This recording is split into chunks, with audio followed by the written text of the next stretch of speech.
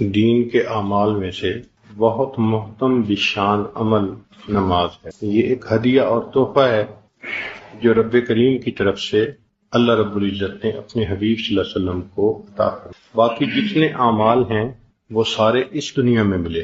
نماز کا عمل ایک ایسا ہے کہ یہ عرشوں پہ ملا، آسمانوں سے اوپر دیا گیا۔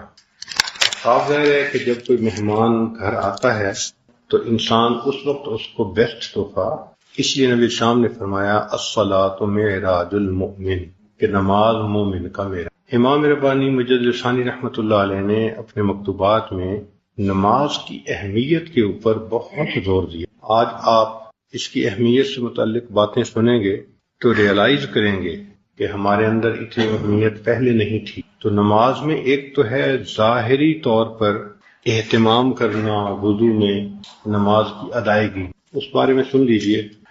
اعمال صالحہ کی بجا آوری کی رعایت میں سعی بلیغ فرمائیں، اور نماز جو کہ دین کا ستون ہے اس کے چند ارکان اور فضائل بیان کیے جاتے ہیں، غور سے سنیں۔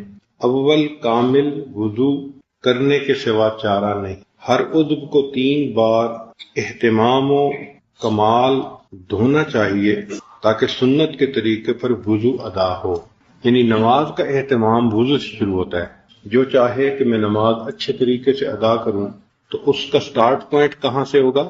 وضو سے، کہ وضو کو انسان اچھے طریقے سے ہر عضو کو مل کے 3 دفعہ دھوئے، چونکہ یہ سنت ہے۔ اور سر کا مسح بالاستیاب، یعنی سارے سر کا مسح کرنا چاہیے، اور کانوں اور گردن کے گرد مسح میں خوب احتیاط کرنی چاہیے، اور بائیں ہاتھ کی چھوٹی انگلی سے پاؤں کی انگلیوں کے نیچے کی طرف سے خلال کرنا لکھا ہے، یعنی اس کے ساتھ نیچے سے پاؤں کے تلوے کی طرف سے خلال کرنا چاہیے۔ اس کی رعایت رکھیں۔ مستحب کے بجا لانے کو معمولی نہ سمجھیں، چونکہ بہت سارے سالکین سمجھتے ہیں یہ تو مستحب ہی ہے نا، کوئی بات نہیں۔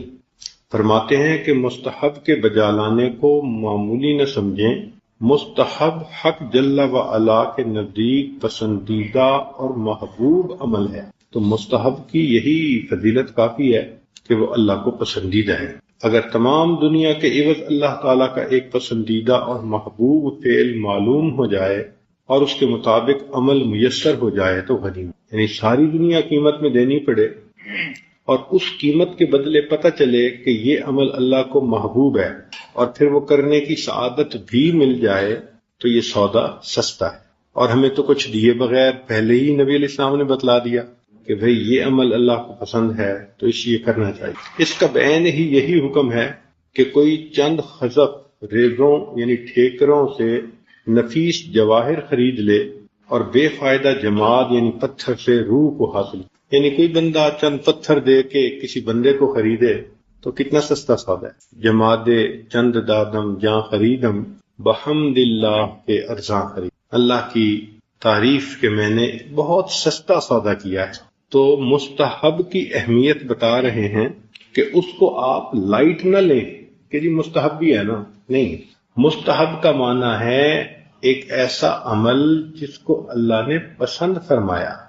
تو وہ فرماتے ہیں کہ پسندیدہ عمل کو سامنے رکھو تو دنیا بھر کی قیمت ادا کر دیں، اور ایک پسندیدہ عمل کا پتہ چل جائے اور اس پر عمل کی توفیق مل جائے تو یہ بہتر سودا ہے۔ تو اس لیے مستحبات کی رعایت کرنی چاہیے۔ کمال طہارت اور کامل وضو کے بعد نماز کا قصد کرنا چاہیے جو مومن کی معراج ہے۔ کوشش کرنی چاہیے کہ فرض نماز با جماعت ادا ہو، بلکہ امام کے ساتھ تکبیر اولیٰ بھی ترک نہیں ہونی چاہیے، اور نماز کو مستحب وقت میں ادا کرنا چاہیے۔ قرات میں مسنون قرات کو مد نظر رکھنا چاہیے۔ رکوع سجود میں بھی طمانینت ضروری ہے کیونکہ فرض ہے، رکوع سجود میں طمانینت ضروری ہے۔ قوما میں اس طرح سیدھا کھڑا ہونا چاہیے کہ تمام بدن کی ہڈیاں اپنی اپنی جگہ پر آ جائیں، اور سیدھا کھڑے ہونے کے بعد طمانینت درکار ہے کیونکہ طمانینت فرض ہے یا واجب ہے یا سنت علی اختلاف الاقوال۔ ایسے ہی جلسہ میں جو 2 سجدوں کے درمیان ہے اچھی طرح بیٹھنے کے بعد اطمینان ضروری ہے، تو جلسہ میں بھی انسان بیٹھے۔ رکوع اور سجود کی کم سے کم تسبیحات 3 بار ہیں، جیسے سبحان ربی الاعلیٰ، سبحان ربی الاعلیٰ، سبحان۔ اور زیادہ سے زیادہ 7 بار یا 11 بار ہیں، یہ بھی حدیث پاک میں منقول ہیں، علی اختلاف الاقوال۔ اور امام کی تسبیح مقتدیوں کے حال کے اندازے کے مطابق ہونی چاہیے، یعنی امام مقتدیوں کا حال دیکھے، اگر ان کے پاس فرصت ہے، وقت ہے، تو صرف 3 دفعہ نہیں، 5 دفعہ یا 7 دفعہ، یعنی زیادہ تسبیحات پہ پڑھنی چاہیے۔ فرماتے ہیں شرم کی بات ہے کہ انسان تنہا نماز پڑھنے کی حالت میں طاقت ہوتے ہوئے اقل تسبیحات پر کفایت کرے۔ عقل 3 ہے، اور جو تنہا ہو اور ٹائم بھی ہو پھر 3 تسبیحات پڑھے، تو فرماتے ہیں کہ یہ شرم کی بات ہے۔ ہماری تو عادت ہی 3 دفعہ پڑھنے کی ہے۔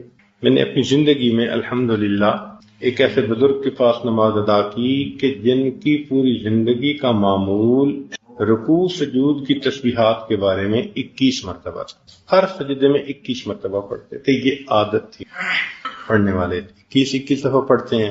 تو ہم بھائی چلو عوام الناس اگر 3 پڑھتے ہیں تو علم کے حقوق تو ہیں نا کچھ، تو چلو ہم حدیث میں 3، 5، 7 اور 11 وہ فرماتے ہیں کہ یہ 4 قول ہیں، تو چلو ہم 3 کی بجائے 5 دفعہ پڑھ لیں، اگر 7 دفعہ پڑھیں تو اور اچھا ہے۔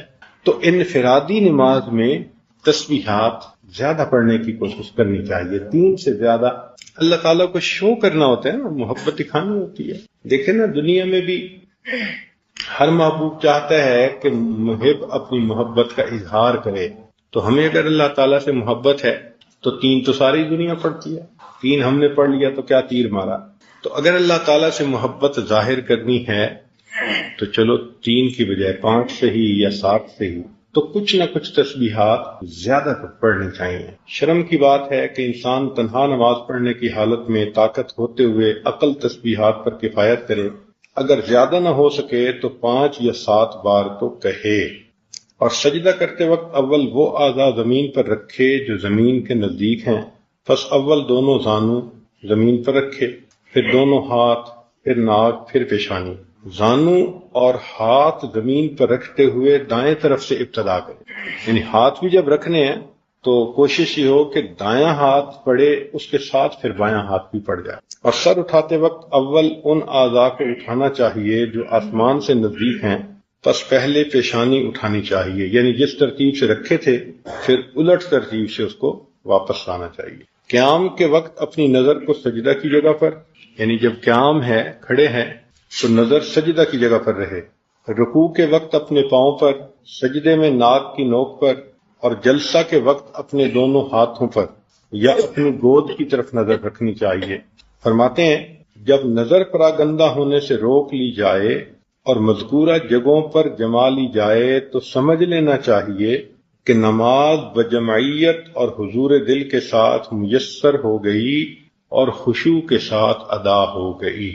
یہ عوام الناس کا لیول ہے کہ جس بندے نے تمانیت کے ساتھ رکوع، سجود، ارکان ادا کیے، تسبیحات بھی 5 دفعہ 7 دفعہ پڑھیں، اور نظر بھی اپنی اس جگہ رکھی جہاں رکھنی چاہیے تھی، تو اب نماز پڑھنے والا بندہ دل میں یہ سوچے کہ میں نے نماز کو خشوع خضوع سے ادا کر دیا۔ ایسے ہی رکوع کے وقت دونوں ہاتھوں کی انگلیوں کو کھلا رکھنا اور سجود کے وقت انگلیوں کا ملانا سنت ہے، اس کو بھی مد نظر رکھے۔ انگلیوں کا کھلا رکھنا یا ملانا بے تقریب یا بے فائدہ نہیں، صاحب شرع نے اس میں کئی قسم کے فائدے ملاحظہ فرما کر اس پر عمل کیا۔ نیز نبی علیہ الصلوۃ والسلام کی مطابعت کے برابر کوئی اور بڑا فائدہ ہو نہیں سکتا۔ یعنی انگلیوں کو پوچھے جی کہ کھلا رکھنے میں یا بند کرنے میں کیا فائدہ ہے، تو اول تو بہت سارے فائدے ہیں، اور اگر وہ فائدے سمجھ میں نہ آئیں تو کم سے کم یہ تو ہے نا کہ نبی علیہ السلام کی اتباع میں ایسا کر رہے ہیں، اس سے بڑا فائدہ کیا ہو سکتا ہے۔ دوسرے مکتوب میں امام ربانی مجدد ثانی رحمۃ اللہ علیہ نے نماز ہی کے بارے میں بات کی ہے، مگر اس میں سمجھایا ہے، تھوڑی سی گہری بات ہوگی، توجہ فرمائیں۔ جاننا چاہیے کہ نماز میں تکبیر اولیٰ سے اس بات کی طرف اشارہ ہے کہ حق تعالی و تقدس عابدوں کی عبادت اور نمازیوں کی نماز سے مستغنی اور برتر ہے۔ یعنی پہلی دفعہ جو ہم اللہ اکبر کہتے ہیں تو پہلی اللہ اکبر کا کیا میننگ ہے کہ عبادت کرنے والے جتنے عبادت کرتے ہیں یہ نمازیں پڑھنے والے جتنی نمازیں پڑھتے ہیں ان کی عبادتوں اور ان کی نمازوں سے اللہ کی شان بہت بلند ہے۔ اس احساس کے ساتھ شروع میں اللہ اکبر کہتے ہیں۔ بات سمجھ گئے کہ تکبیر اولیٰ کے وقت کیا کیفیت ہونی چاہیے؟ یہ کیفیت ہو کہ فرماتے ہیں کہ حق تعالی و تقدس عابدوں کی عبادت اور نمازیوں کی نماز سے مستغنی اور برتر ہیں، اور وہ تکبیریں جو ہر رکن نماز کے بعد ہیں وہ اس امر کے رموز و اشارات ہیں کہ یہ جو رکن ادا ہوا ہے وہ اس قابل نہیں کہ اس کو حق تعالی کی بارگاہ کی عبادت کے لائق کہا جا سکے۔ اب مثال کے طور پر کہ انسان اللہ اکبر کہہ کے قیام کرتا ہے، اب قیام مکمل ہو گیا تو کیا اللہ کی عبادت کا حق ادا کر دیا؟ نہیں، اس لیے اب رکوع میں جاتے ہوئے پھر کیا کہتے ہیں؟ اللہ اکبر، کہ جو عبادت کی وہ یعنی اس قابل نہیں کہ اس کو کہیں کہ اللہ کی شان کے مطابق ہے، اس لیے اللہ اکبر۔ لیکن رکوع کے اندر تسبیح جو پڑھتے ہیں وہ کچھ اور ہے۔ کیا ہے؟ سبحان ربی العظیم۔ اب چونکہ عظمت کا اقرار پہلے کر رہے ہیں تو اس کے بعد اب اللہ اکبر کو نہیں رکھا بلکہ اب رکھا سمع اللہ لمن حمدہ، کیونکہ عظمت کی نفی ہوتی نا پھر تو۔ اس لیے ساری تلاوت اور رکوع اور سارا کچھ کے بعد اللہ اکبر کہ نہیں، ابھی یہ حق نہیں ادا ہوا تو اللہ اکبر کر کے رکوع میں چلے جاؤ، مگر رکوع میں چونکہ سبحان ربی العظیم اللہ کی عظمت کا اقرار ہو رہا ہے تو فرمایا کہ ہاں عظمت تو اللہ تعالیٰ کی ہے، اس لیے اب اٹھتے ہوئے تمہیں اب پھر تکبیر نہیں کہنی، اٹھتے ہوئے کیا کہنا ہے؟ سمع اللہ لمن حمدہ، اور مقتدی کہتے ہیں ربنا ولک الحمد۔ اور حدیث پاک میں ہے کہ جس کی ربنا ولک الحمد فرشتوں کی ربنا ولک الحمد کے ساتھ مل گئی، اللہ اس کے گناہوں کی مغفرت فرما دے۔ آگے فرما رہے ہیں کہ رکوع کی تسبیح سبحان ربی العظیم، پاک ہے میرا پروردگار جو بڑی عظمت والا ہے، اس میں چونکہ تکبیر کے معنی ملحوظ ہیں اس لیے رکوع کے آخر میں تکبیر کہنے کا حکم نہیں فرمایا گیا بلکہ سمع اللہ لمن حمدہ یہ کہا گیا، برخلاف دونوں سجدوں کے کہ ان میں بھی اگرچہ تسبیحات ہیں کہ سجدے میں سبحان ربی الاعلی، مگر اس کے اول آخر تکبیر کہنے کا حکم فرمایا گیا کہ کسی کو یہ وہم نہ ہو کہ سجود میں چونکہ نہایت عاجزی، پستی، ذلت اور انکساری ہے لہذا حق کے عبادت ادا ہو جاتا ہے۔ اس وہم کو دور کرنے کے لیے سجود کی تسبیح سبحان ربی الاعلی میں لفظ اعلی کو اختیار کیا اور تکبیر کی تکرار بھی مسنون ہوئی۔ اگر آپ غور کریں تو فقہا نے سبحان اللہ کہا کہ رکوع میں پڑھو سبحان ربی العظیم اور سجدے پڑھو سبحان ربی الاعلی۔ اگر آپ غور کریں تو دونوں امر کے صیغے کے ساتھ قرآن مجید میں موجود فرمایا فسبح باسم ربک، تو اب حکم ہے نا، اور سبح اسم ربک تو قرآن کا حکم ہے کہ تم یہ بھی پڑھو اور یہ بھی پڑھو۔ تو نبی علیہ الصلوۃ والسلام نے قرآن مجید کے حکم کو ایک کو رکوع میں پورا کر دکھایا، ایک کو سجدے میں پورا کر دکھایا۔ تو اس لیے ان تسبیحات کا پڑھنا بھی منشا خداوندی ہے، کیونکہ نماز مومن کی معراج ہے، اس لیے نماز کے آخر میں ان کلمات کے پڑھنے کا حکم صادر فرمایا جن کے ساتھ نبی علیہ السلام شب معراج میں مشرف ہوئے تھے۔ لہذا نبی نمازی کو چاہیے کہ اپنی نماز کو اپنے لیے اعلی معراج بنائے۔ عجیب بات لکھی کہ نمازی کو چاہیے کہ اپنی نماز کو اعلی معراج بنائے، کہ جیسے نبی علیہ السلام کو معراج حاصل ہوا تو یہ بھی نماز کو اتنے اچھے طریقے سے پڑھے کہ اس کے صدقے اللہ اس کو بھی عروج عطا فرمائیں، معراج نصیب فرما دیں، اور نماز ہی میں انتہائی قرب خداوندی ڈھونڈے۔ نبی علیہ الصلوۃ والسلام نے فرمایا اقرب ما یکون العبد من الرب فی الصلاۃ، بندے کو اللہ تعالیٰ کے ساتھ سب سے زیادہ قرب نماز میں حاصل ہوتا ہے، اور نمازی اللہ تعالیٰ شانہ سے مناجات کرنے والا اور نماز کے ادا کرتے وقت حق تعالیٰ کی عظمت و جلال کا مشاہدہ کرنے والا ہوتا ہے، اور حق تعالیٰ کا رعب و ہیبت اس پر چھا جاتا ہے۔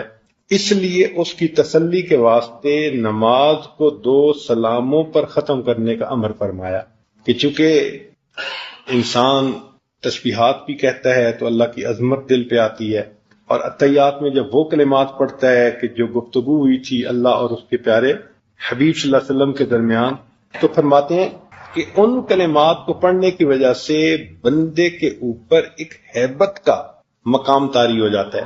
اب اس ہیبت سے نکلنا اتنا آسان تو نہیں تھا کہ انسان بس اتحیات پڑھ کے کھڑا ہو جاتا، نہیں، تو اللہ رب العزت نے اس کو ختم کرنے کا طریقہ فرمایا السلام علیکم ورحمۃ۔ تو السلام علیکم سے وہ عظمت جو ہے وہ ایک اچھے انداز سے سلامتی کی بات میں تبدیل ہو کر انسان پھر اس دنیا کی کیفیت میں آ جاتا ہے۔ اور جو حدیث پاک، جو حدیث نبوی میں ہر فرض نماز کے بعد 100 مرتبہ تسبیح و تحمید، تکبیر اور تحلیل کا حکم ہے، فقیر کے علم میں اس کا راز یہ ہے کہ نماز کی ادائیگی میں جو قصور کوتاہی واقع ہوئی اس کی تلافی تسبیح تکبیر کے ساتھ کی جائے تاکہ اپنی عبادت کے ناتمام ہونے کا اقرار ہو سکے، اور چونکہ حق تعالیٰ کی عبادت کی توفیق سے عبادت کا ادا کرنا میسر ہوا تو اس نعمت کا الحمدللہ کہہ کر شکر بجا لانا چاہیے، اور حق تعالیٰ کے سوا اور کسی کو عبادت کا مستحق نہ بنانا چاہیے۔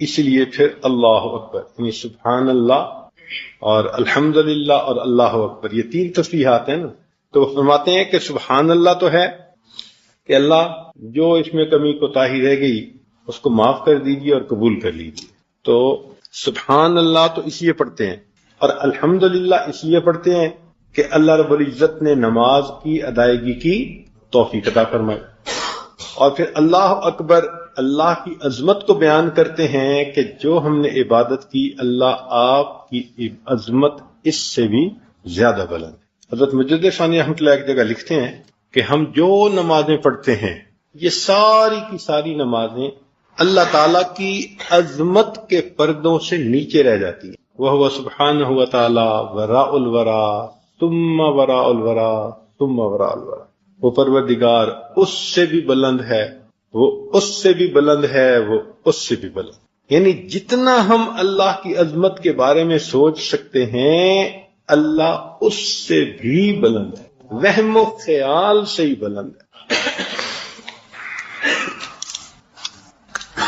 یہاں پر ایک اور بات فرماتے ہیں کہ مومن کے اوپر نماز میں جو تجلی وارد ہوتی ہے وہ سلام پھیرنے کے بعد فوراً ختم نہیں ہوتی۔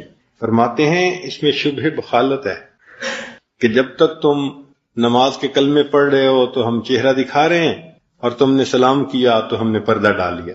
فرماتے ہیں کہ نمازی سلام پھیرنے کے بعد اپنی جگہ پر جتنی دیر رہتا ہے وہ تجلی اسی طرح رہتی ہے۔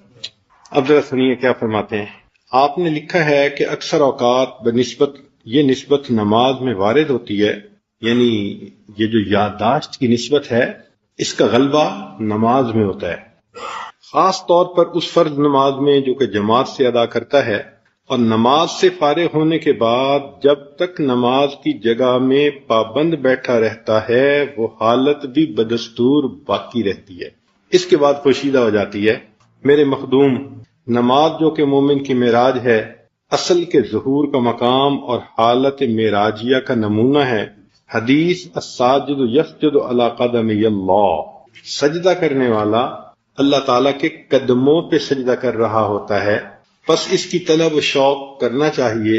حدیث شریف میں آیا ہے کہ اللہ تعالیٰ کے نزدیک بندہ کی کوئی حالت اس سے زیادہ پسندیدہ نہیں کہ اللہ تعالیٰ اس بندے کو اپنا چہرہ خاک آلود کر کے سجدہ کرتے ہوئے دیکھے، یہ سب سے پسندیدہ حالت ہے بندے کی۔ حدیث شریف میں آیا ہے کہ جب بندہ اپنی نماز میں داخل ہوتا ہے تو اللہ تعالیٰ اپنی ذات سے اس کی طرف متوجہ ہوتا ہے، پس اس بندہ سے رخ نہیں پھیرتا یہاں تک کہ وہ بندہ اپنا رخ نہ پھیر لے۔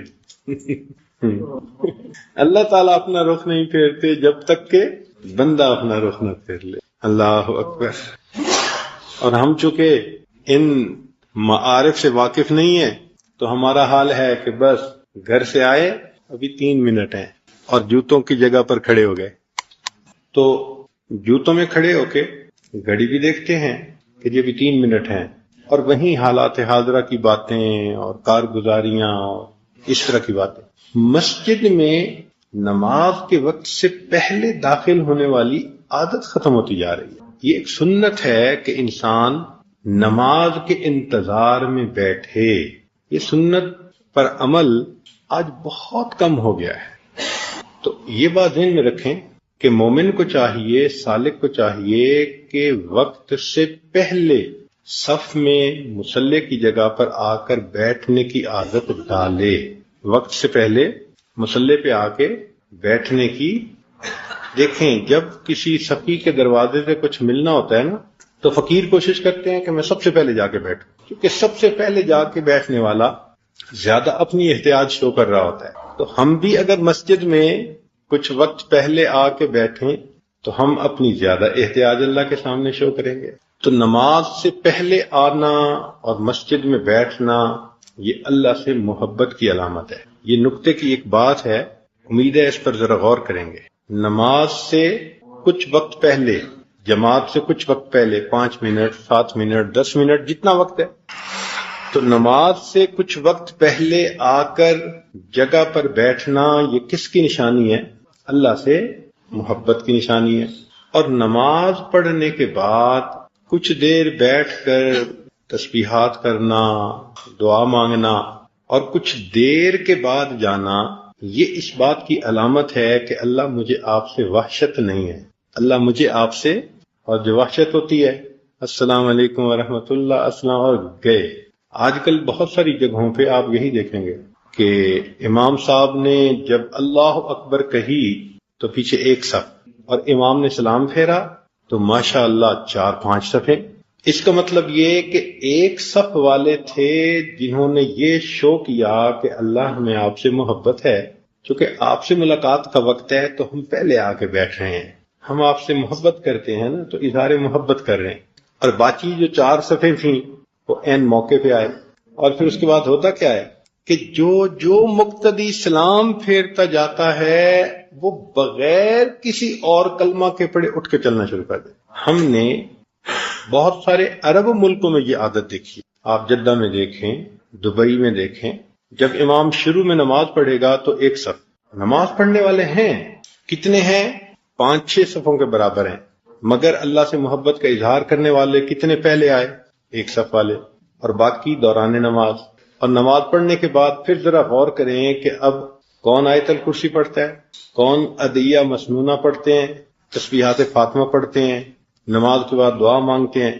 تو آپ دیکھیں گے کہ بس السلام علیکم ورحمۃ اللہ، السلام علیکم ورحمۃ اللہ، اور اٹھ کے چلے جاتے. تو سالک کو چاہیے کہ وقت سے پہلے آئے، یہ ظاہر کرنے کے لیے اللہ مجھے آپ سے محبت ہے. اور نماز پڑھنے کے بعد کچھ دیر بیٹھ کر ذکر کرے، تسبیحات کرے، دعا کرے، اور پھر جائے یہ شو کرے کہ اللہ مجھے آپ سے وحشت نہیں ہے. یہ نہیں ہے کہ میں مارا باندھا پہنچ گیا اور بس سلام کر کے بھاگ رہا ہوں. نہیں، مجھے آپ سے محبت ہے اس لیے میں یہاں بیٹھا. نماز ہو چکی، فرض ختم ہو گیا، مگر میں آپ کی تسبیحات پڑھ رہا ہوں، آپ سے مانگ رہا ہوں، دعا کر رہا ہوں، ذکر کر رہا ہوں. تو نماز سے پہلے بھی کچھ وقت رہنا چاہیے اور نماز کے بعد بھی کچھ وقت بیٹھنا چاہیے. ہاں تقاضا ہو تو وہ الگ بات ہے. کسی بندے کو اگر تقاضا ہو تو تقاضے کی وجہ سے وہ اگر جلدی اٹھ کے چلا جائے تو وہ الگ بات ہے. مگر مسئلہ تو یہ کہ ہمیں کام بھی کوئی نہیں ہوتا اور پھر ہم تسبیحات فاطمہ اور سب چیزیں چھوڑ کے باہر نکل آتے ہیں، تو یہ چیز مناسب نہیں. حدیث شریف میں آیا ہے کہ جب بندہ اپنی نماز میں داخل ہوتا ہے تو اللہ تعالیٰ اپنی ذات سے اس کی طرف متوجہ ہوتا ہے، پس اس بندہ سے رخ نہیں پھیرتا یہاں تک کہ وہ بندہ اپنا رخ پھیر لے یا کوئی بری بات کہے. پھر فرض نمازوں کی خصوصیت تو علیحدہ ہے اور جماعت نور علی نور ہے. نبی علیہ الصلوۃ والسلام نے ارشاد فرمایا، بے شک ان لوگوں کے لیے جو اندھیروں میں مسجد کی طرف جاتے ہیں قیامت کے روز ایک بلند نور کے ساتھ روشنی کرے گا. حدیث شریف میں ہے کہ اندھیروں میں مساجد کی طرف چلنے والے وہی لوگ ہیں جو اللہ تعالیٰ کی رحمت میں داخل ہونے والے ہیں. حدیث شریف میں ہے کہ جب کوئی بندہ جماعت میں نماز پڑھتا ہے پھر وہ کسی حاجت کا سوال کرتا ہے تو اللہ تعالیٰ غیرت کرتا ہے کہ وہ بے مراد واپس لوٹے، اس لیے اس کی حاجت کو اللہ تعالیٰ پورا فرما دیتا ہے. حدیث شریف میں ہے کسی شخص کا اپنے گھر میں نماز پڑھنے کا ثواب 1 نماز کے برابر ہے اور محلے کی مسجد میں نماز پڑھنا 25 نمازوں کے برابر ہے. اور جامع مسجد میں نماز پڑھنا 500 نمازوں کے برابر ہے، مسجد اقصی میں نماز پڑھنا 5000 نمازوں کے برابر، میری اس مسجد میں نماز پڑھنا 50,000 اور مسجد حرام میں نماز پڑھنا 1,00,000 نمازوں کے برابر ہے۔ حدیث شریف میں ہے کہ جس شخص نے ان 5 نمازوں کو جماعت کے ساتھ ادا کرنے پر محافظت کی، وہ پل صراط پر سے چمکنے والی بجلی کی مانند گزرنے والوں میں سب سے پہلا شخص ہوگا، اور اللہ تعالیٰ اس کا حشر سابقین کے ساتھ کریں گے۔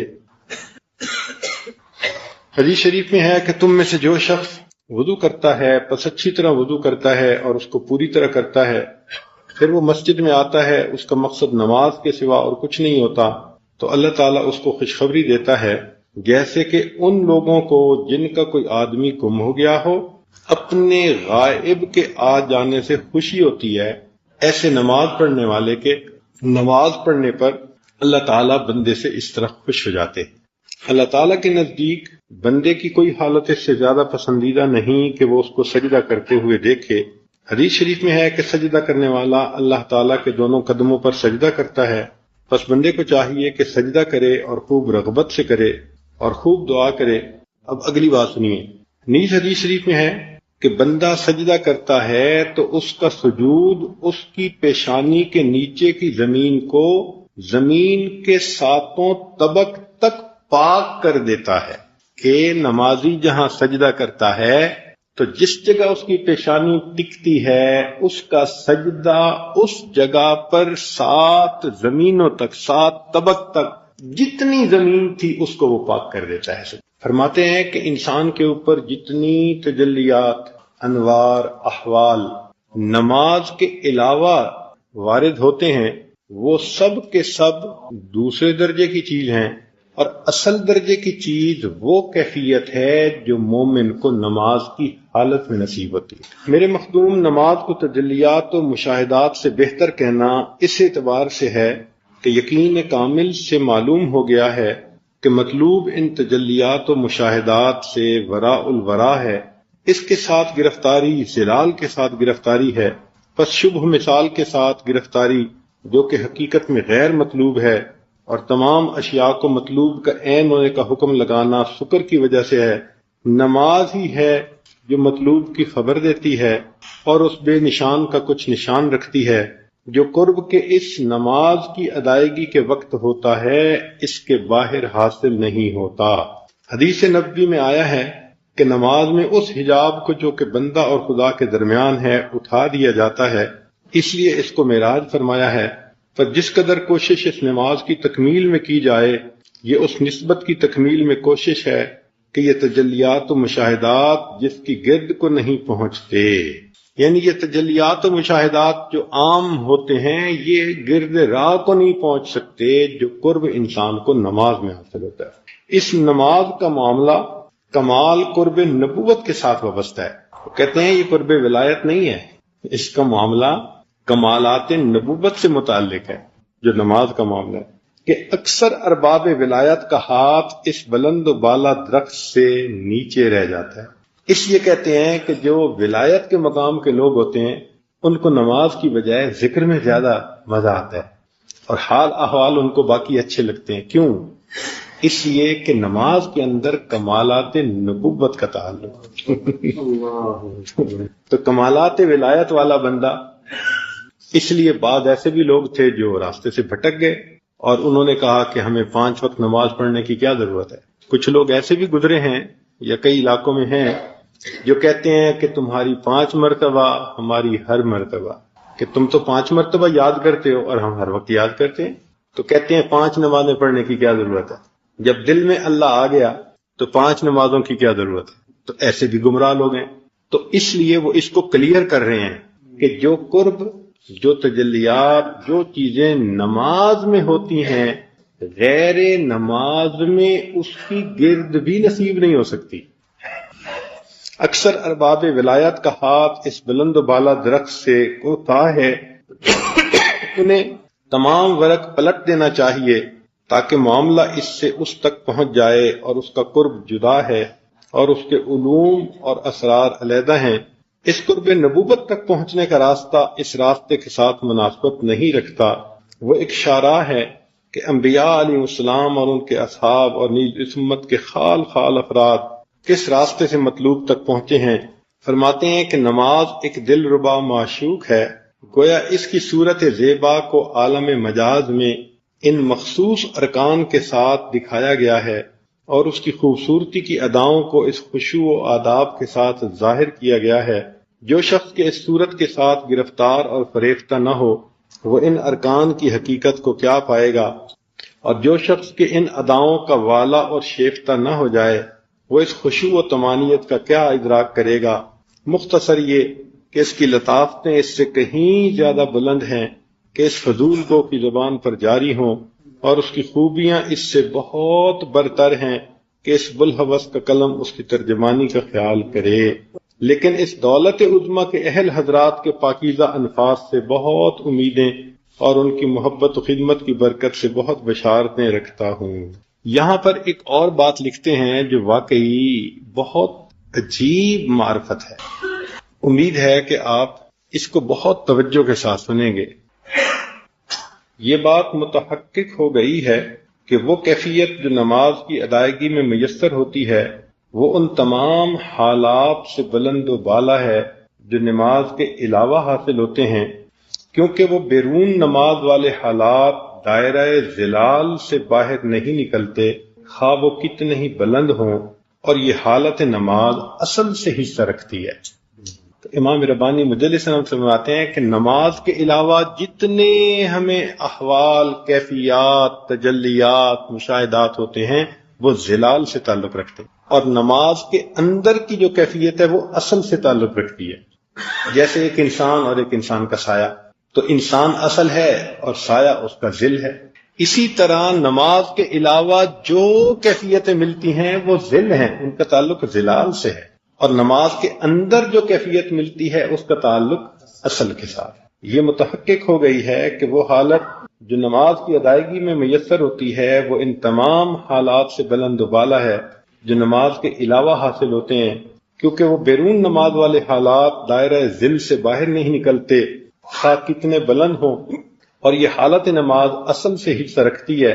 جس قدر فرق ذل اور اصل کے درمیان ہے، اسی قدر فرق بیرون نماز والی حالت اور اندرون نماز والی حالت کے درمیان جاننا چاہیے کہ بیرون نماز ذل کی کیفیت ہے اور اندرون نماز اصل کی کیفیت۔ یہ فقیر مشاہدہ کرتا ہے کہ جو حالت اللہ تعالیٰ کی عنایت سے موت کے وقت ظاہر ہوگی وہ نماز کی حالت سے بھی بلند ہوگی، کیونکہ موت احوال آخرت کے مقدمات میں سے ہے، اور جی چیز آخرت کے قریب ہے وہ اتم اور اکمل ہے، کیونکہ یہاں دنیا میں ظہور صورت ہے، یعنی ظاہری کیفیت، اور آخرت میں ظہور حقیقت ہے۔ ان دونوں میں بہت بڑا فرق ہے۔ اور ایسے ہی وہ حالت جو اللہ جل سلطانہ کے کرم سے برزخ صغریٰ یعنی قبر میں میسر ہوگی، وہ اس حالت سے بڑھ کر ہوگی جو موت کے وقت ہوتی ہے۔ یعنی اب انہوں نے کہا کہ عام حالات میں جو حضوری توجہ ہے وہ ذل ہے، نماز میں اس کی اصل ہے، اور جو نماز میں کیفیت ہوتی ہے وہ فرماتے ہیں موت کے آخری وقت جو ہوتا ہے نا، اس وقت جو مشاہدہ ہوتا ہے وہ اس سے بھی زیادہ بہتر ہوتا ہے مومن کو، اور جو موت کے وقت کیفیت ہوتی ہے قبر میں مشاہدہ اس سے بھی زیادہ بہتر ہوتا ہے، اور جو قبر میں ہوتا ہے فرماتے ہیں کہ حشر میں اس سے بھی زیادہ بہتر ہوگا جب ساق کی تجلی ہوگی، اور جو حشر میں ہوگا جنت میں اس سے بھی زیادہ کامل۔ تو یہ یوں ترتیب ایک انہوں نے بنائی ہے۔ حاصل کلام یہ ہے کہ دنیا آخرت کی کھیتی ہے، اس جگہ مطلوب کو تلاش کرنا، اپنے آپ کو پریشان کرنا یا غیر مطلوب کو مطلوب جاننا، چنانچہ اکثر لوگ اس میں گرفتار ہیں اور اپنے خواب و خیال میں محو آرام ہیں۔ اس مقام میں صرف نماز ہی ہے جو اصل کی خوشبو دیتی ہے اور مطلوب کی خوشبو سکھاتی ہے، اس کے علاوہ جو کچھ ہے بے فائدہ۔ دنیا میں اگر انسان کو اللہ کی کوئی جھلک چیز دیتی ہے تو وہ فرماتے ہیں نماز ہے، نماز کے علاوہ وہ کیفیت خالق کو نہیں مل سکتی۔ یعنی کتنا وضاحت کے ساتھ نماز کی اہمیت کو بیان کیا ہے۔ حالانکہ پہلے جو جاہل صوفیات تھے وہ تو کہتے تھے جی کہ نماز تو وہ پڑھیں کہ جنہوں نے 5 وقت یاد کرنا ہو، اور ہم تو ہر وقت یاد کرتے ہیں، لہذا تمہاری 5 مرتبہ ہماری ہر مرتبہ. تو ان کی نفی کی ہے کہ بھئی تمہیں ذکر اذکار میں غیر نماز میں جو کیفیتیں بھی حاصل ہوتی ہیں وہ سب ظلال ہیں، اور جو نماز میں ہے وہ اصل ہے. اور نماز سے زیادہ موت کے قرب میں جو کیفیت ہے وہ اس سے بھی اصل ہے، اور جو قبر میں ہے وہ اس سے بھی اصل ہے، جو حشر میں ہوگی یکشف عن ساق وہ اس سے بھی، اور جو جنت میں ہوگی وہ اس سے بھی اصل. آخری سبحان اللہ، کیا عجیب بات لکھی ہے. فرماتے ہیں کہ 5 ارکان میں سے نماز رکن دوم ہے جو تمام عبادات کی جامع ہے، اور ایک ایسا جزو ہے جس نے اپنی جامعیت کی وجہ سے کل کا حکم پیدا کر لیا ہے اور تمام مقرب اعمال پر سبقت لے گئی ہے. اور وہ دولت رویت جو نبی علیہ السلام کو شب معراج بہشت میں میسر ہوئی تھی، دنیا میں نزول فرمانے کے بعد اس جہان کے مناسب آپ کو وہ دولت نماز میں میسر ہوتی تھی. یعنی نبی علیہ السلام کو معراج میں جو جنت میں دیدار ہوا، تو جب آپ وہاں سے تشریف لائے تو اب دنیا میں اس جو رویت نصیب ہوئی تھی اس کی نشانی کہاں ملے؟ تو اس کی یاد کے طور پر اللہ نے اپنی نماز عطا فرمائی کہ تم نماز پڑھو گے تو تمہیں اس کی قرب کی ایک کیفیت ملے گی. تو فرماتے ہیں اس لیے حضرت صلی اللہ علیہ وسلم نے فرمایا الصلاۃ معراج المؤمن، اس لیے فرمایا کہ بندہ اپنے رب کے ساتھ نماز میں سب سے زیادہ قریب ہوتا ہے. اب ذرا سنیے گا، آپ علیہ السلام کے قابل تابع داروں کو بھی اس جہان میں اس دولت کا بہت سا حصہ نماز میں حاصل ہے. یعنی وہ جو معراج کی تھی نا دولت، اس کا بہت سارا حصہ کس میں حاصل ہوتا ہے؟ اگر حقیقی رویت میسر نہیں ہے، سنیے ذرا کیا فرماتے ہیں کہ اگرچہ اس جہان میں حقیقی رویت میسر نہیں ہے کیونکہ یہ جہان اس کی تاب و طاقت ہی نہیں رکھتا. رویت کی کہ اللہ تعالیٰ تجلی فرمائے اور بندہ دیکھے، یہ تاب و طاقت ہی نہیں رکھتا. اگر حق تعالیٰ نماز کا حکم نہ فرماتا تو مقصود کے چہرے سے نقاب کون اٹھاتا اور طالب کو مطلوب کی طرف رہنمائی کون کرتا. نماز ہی ہے جو غم گساروں کے لیے لذت بخش ہے، نماز ہی ہے جو بیماروں کو راحت دیتی ہے، اور ارہنی یا بلال میں اسی حقیقت کا رمز ہے کہ نبی علیہ السلام غم زدہ ہوتے تھے تو فرماتے تھے ارہنی یا بلال، اور قرۃ عینی فی الصلاۃ میں اسی آرزو کی طرف اشارہ ہے. آگے فرماتے ہیں وہ ذوق و مواجید، علوم و معارف، احوال و مقامات، انوار و الوان، تلوینات و تمکینات، بے قراری و اطمینان، تجلیات متکیفہ و غیر متکیفہ، اور ظہورات متلونہ و غیر متلونہ، ان میں سے جو کچھ نماز کے علاوہ اوقات میں میسر ہوں اور نماز کی حقیقت سے آگاہی کے بغیر ظاہر ہوں، ان سب کا منشا ظلال ہے. وہ ذل سے تعلق رکھتے ہیں بلکہ وہم و خیال سے پیدا ہوئے ہیں. نمازی جو نماز کی حقیقت سے آگاہ ہے، نماز کی ادائیگی کے وقت گویا عالم دنیا سے باہر نکل جاتا ہے اور عالم آخرت میں پہنچ جاتا ہے. لہذا وہ اس وقت اس دولت سے جو آخرت کے ساتھ مخصوص ہے حصہ حاصل کر لیتا ہے اور اصل سے ذلیت کی آمیزش کے بغیر فائدہ اٹھاتا ہے، کیونکہ عالم دنیا کمالات ذلی تک محدود ہے اور وہ معاملہ جو ذلال سے باہر ہے آخرت کے ساتھ مخصوص ہے.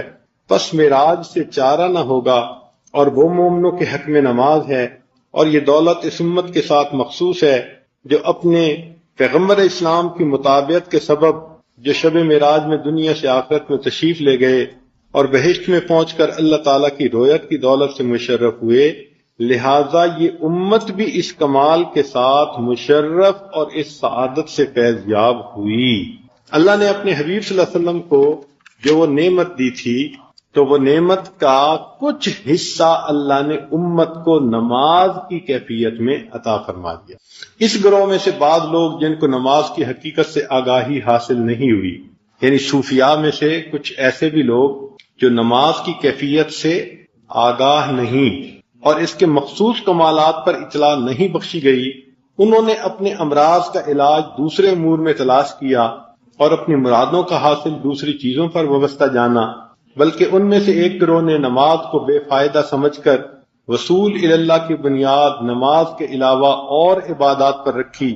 روزہ کو نماز سے افضل جانا، اس قسم کی باتیں اہل سکر کے احوال میں سے ہیں۔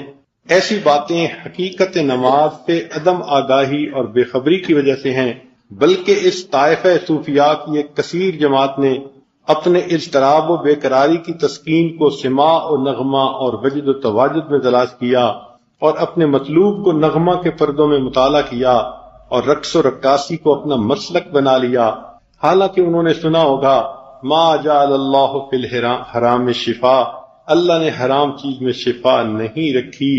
اگر نماز کے کمالات کی کچھ بھی حقیقت ان پر منکشف ہو جاتی تو وہ ہرگز سماع اور نغمہ کا دم نہ بھرتے اور وجد و تواجد کو یاد نہ کرتے۔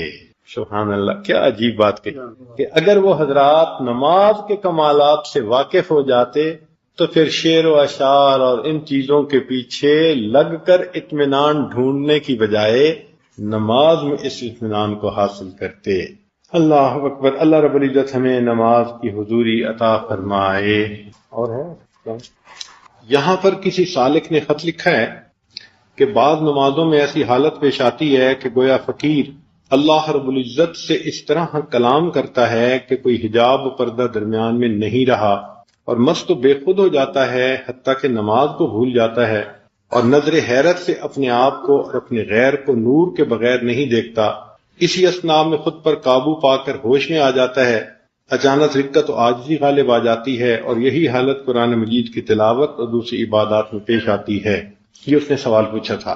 اے سعادت کے آثار والے، یہ کیفیت جو آپ کو پیش آئی یہ اعلیٰ کیفیت اور مبارک حالت ہے۔ ایسا کیوں نہ ہو کہ نماز مومن کی معراج ہے،